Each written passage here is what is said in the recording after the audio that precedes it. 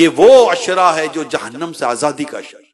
اگر کسی کو اس بات کا علم ہو کہ جہنم ہے کیا جس سے یہ عشرہ ہمیں بچا رہا ہے، تو اس عشرے کی اہمیت اور بڑھ جاتی ہے۔ اللہ تعالیٰ نے کافروں، مشرکوں، منافقوں اور دوسرے مجرموں اور گناہ گاروں کو عذاب اور سزا دینے کے لیے آخرت میں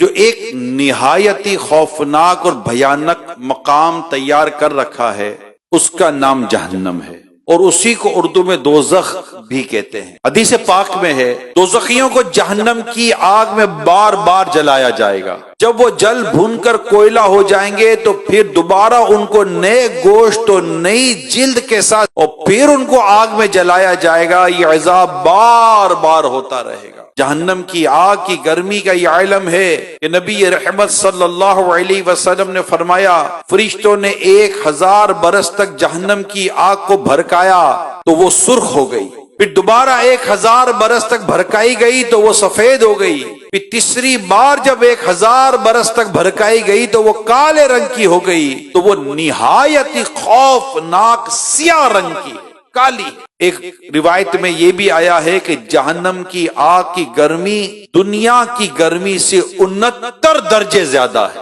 ایک حدیث میں ہے جہنم میں آگ کا ایک پہاڑ ہے جس کی بلندی 70 برس کا راستہ ہے، دوزخیوں کو اس کے اوپر چڑھایا جائے گا تو 70 برس میں وہ اس کی بلندی پر پہنچیں گے، پھر ان کو اوپر سے گرایا جائے گا یہاں تک کہ وہ 70 برس میں نیچے پہنچیں گے۔ اسی طرح ہمیشہ ان پر عذاب جاری رہے گا۔ جہنم کا جو سب سے کم عذاب جو کتابوں میں لکھا ہے وہ یہ ہے کہ سب سے کم گناہ گار کو جہنم کی آگ کی جوتیاں پہنا دی جائیں گی، جس سے اس کا دماغ پتیلی کی طرح کھولتا ہوگا اور وہ سمجھے گا کہ سب سے زیادہ عذاب مجھے کو دیا جائے۔ میرے پیارے اسلامی بھائی، ہمارے نازک بدن جو دنیا میں آگ کی چنگاری ہے اس کی تکلیف برداشت نہیں کر سکتا، اگر